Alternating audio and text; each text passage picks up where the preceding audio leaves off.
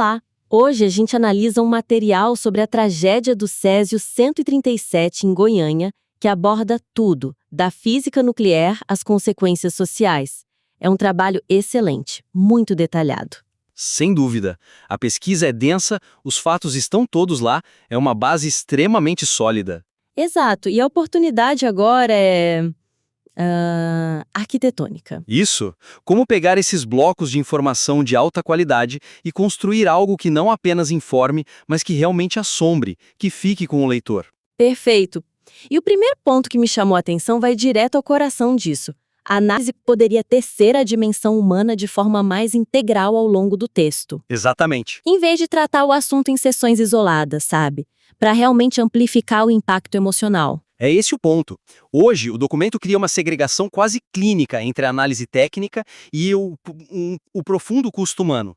Sim, A gente lê sobre a meia-vida do Césio, sobre a disputa pelo prédio, e só muito mais tarde, numa sessão separada, a gente encontra o impacto na vida de pessoas como o Oderson Alves Ferreira, a Leide das Neves. a pequena Maria Gabriela. Exato.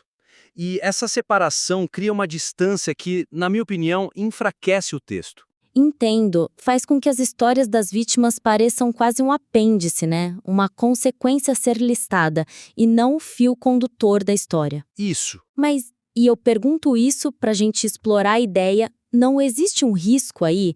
Ao misturar o técnico com o pessoal, o autor não corre o perigo de ser acusado de sensacionalismo, de sacrificar o rigor pela dramaticidade? Essa é a pergunta-chave. É uma preocupação super legítima. Certo. O segredo está no como fazer. A sugestão não é abandonar o rigor, mas sim usá-lo para iluminar a experiência humana, e vice-versa. Não é adicionar melodrama, é criar pontos de ancoragem. A ideia é integrar anedotas pessoais específicas em momentos cruciais da análise. Cada dado técnico, cada etapa do acidente teve uma consequência humana imediata. Mostrar essa conexão. Isso não é sensacionalismo, é a verdade completa. Faz todo sentido. Então, em vez de pensar em capítulo de ciência e capítulo de pessoas, A história das pessoas vira a lente através da qual a gente entende a ciência. você teria um exemplo prático de como isso poderia ser feito no texto? Claro, vamos pegar a descrição das propriedades do Césio 137. O material descreve aquele brilho azulado, né? A luminescência é uma descrição fria, científica.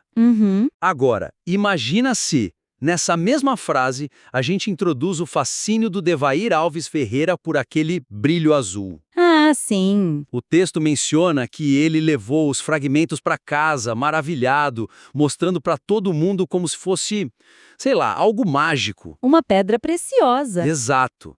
Ao conectar a propriedade científica com a ação humana do Devair, a descrição técnica deixa de ser abstrata. Ela vira um atrativo fatal. O brilho azul não é mais só um fenômeno físico. Ele é o canto da sereia que selou o destino de dezenas de pessoas. Que exemplo poderoso. Precisamente. E a gente pode aplicar essa mesma lógica em outros pontos. Onde mais? Pensa na seção sobre a resposta de emergência, a triagem lá no Estádio Olímpico. O texto cita os números: 112 mil pessoas monitoradas. É um número. Impressionante, mas abstrato. Exato. E se, ao lado desse número, a gente inserisse o estigma social que começou quase que instantaneamente? O material menciona o caso do Odessin Soul, que décadas depois, já motorista de Uber, Teve uma passageira que entrou em pânico ao descobrir quem ele era, com medo de ser contaminada. sim, colocar essa anedota ali, no meio da descrição da triagem, cria uma ponte temporal devastadora. Mostra que o que aconteceu naquele estádio não terminou ali. As consequências não são só médicas, são sociais, psicológicas. E tem uma meia-vida muito, mas muito mais longa que a do próprio Césio. Essa ideia de conectar o longo prazo com os eventos iniciais me leva ao legado mais amplo do acidente. O documento afirma que Goiânia foi um marco, mas eu sinto que essa afirmação poderia ser muito mais forte. Sim, O texto estabelece o impacto, mas poderia articular com mais força a tese de que Goiânia representa um ponto de inflexão fundamental, contrastando de forma explícita o antes e o depois na cultura de segurança nuclear global. Concordo plenamente. A informação está toda lá. O texto menciona, corretamente, que o acidente levou à criação do Código de Conduta da Agência Internacional de Energia Atômica, a IEA. Certo. O que falta é o drama dessa mudança. Falta pintar um quadro vívido da complacência, do ponto cego sistêmico que existia no cenário global antes de 87. A tragédia não foi só um acidente. Foi a revelação chocante de uma vulnerabilidade que o mundo inteiro estava ignorando. Isso é interessante, porque um leitor mais cético poderia dizer que o grande divisor de águas foi Chernobyl, que tinha acontecido só um ano antes. Exato. O mundo já não estava em alerta máximo por causa da energia nuclear? Como o autor pode posicionar Goiânia não só como um eco de Chernobyl, mas como algo transformador por si só? Essa é a distinção crucial que o texto precisa dramatizar. Chernobyl foi um apocalipse de reator. Era o medo visível, gigantesco. A usina explodindo. Isso. A atenção do mundo, o foco da AEA, estava todo voltado para esses gigantes. Goiânia, por outro lado, foi o oposto. Foi um sussurro. Foi um aparelho pequeno, esquecido numa clínica abandonada, numa cidade no interior do Brasil, e causou uma contaminação de proporções catastróficas. Goiânia revelou que o perigo não vinha só dos reatores. Vinha também de milhares de fontes órfãs espalhadas pelo mundo. Em hospitais, canteiros de obra, universidades. Era um perigo silencioso, descentralizado e completamente fora do radar. Essa é a singularidade da lição de Goiânia. Entendi. O texto precisa deixar claro que o mundo estava olhando para o dragão na montanha e foi mordido pela cobra na grama. Exatamente essa analogia. E um jeito poderoso de fazer isso no texto é enquadrar toda a análise numa estrutura narrativa de antes e depois. Contrastando as vulnerabilidades com as salvaguardas que existem hoje por causa do acidente. Exatamente. A seção Gênesis do acidente, por exemplo, poderia começar descrevendo essa mentalidade global dos anos 80. O foco em reatores, a falta de atenção às fontes menores. O fato de o equipamento ter ficado 2 anos abandonado num limbo legal é o sintoma perfeito disso. Perfeito. E como seria a parte do depois? A parte do depois transformaria o final do documento.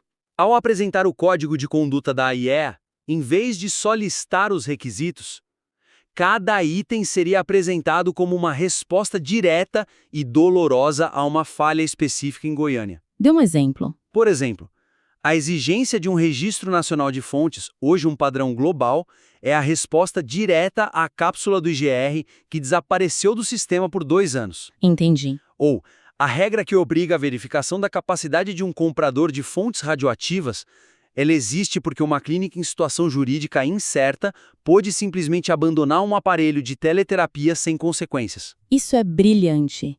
Em vez de ser um apêndice regulatório no final, a lista de regras vira a conclusão moral e prática da história. Isso. Cada regra foi escrita com o sofrimento das vítimas.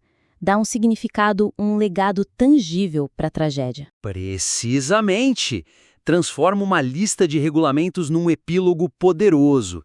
Mostra que o mundo é um lugar um pouquinho mais seguro hoje e que o preço dessa segurança foi pago em Goiânia.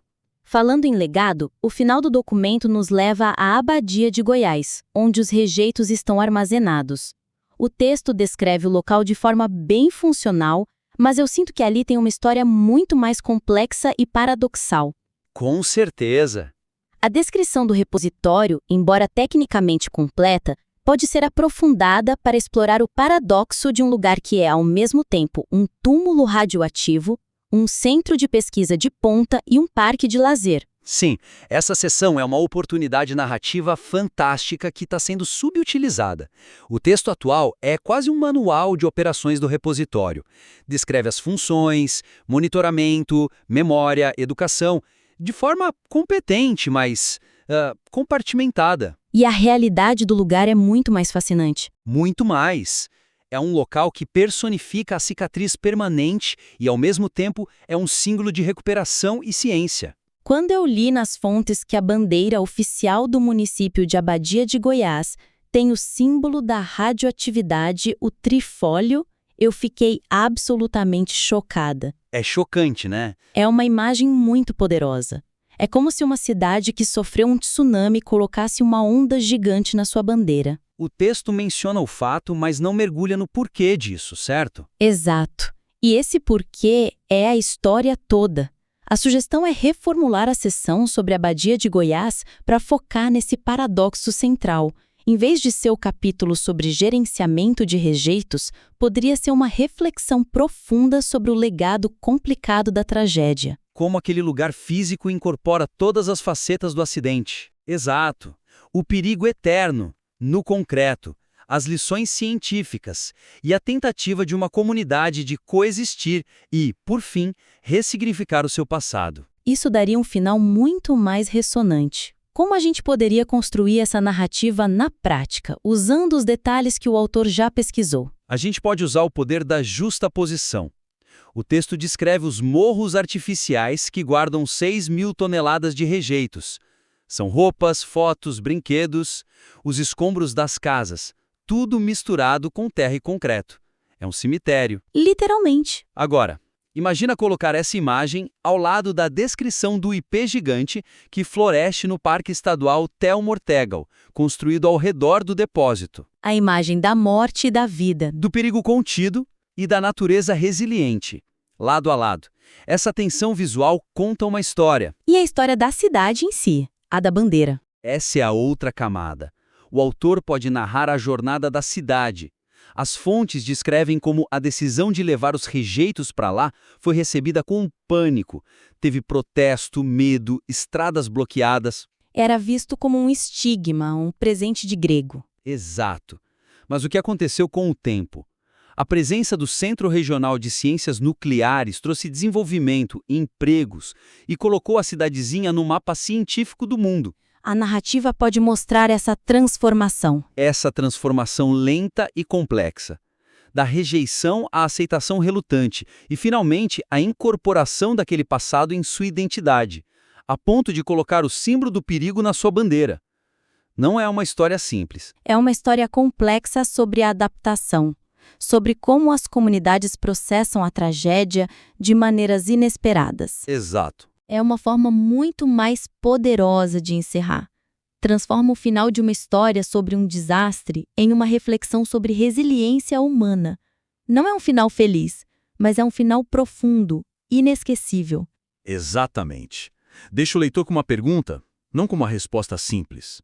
Em resumo, então, as sugestões se concentram em aprimorar a estrutura narrativa para maximizar o impacto de um material que já é excepcionalmente forte. Isso mesmo.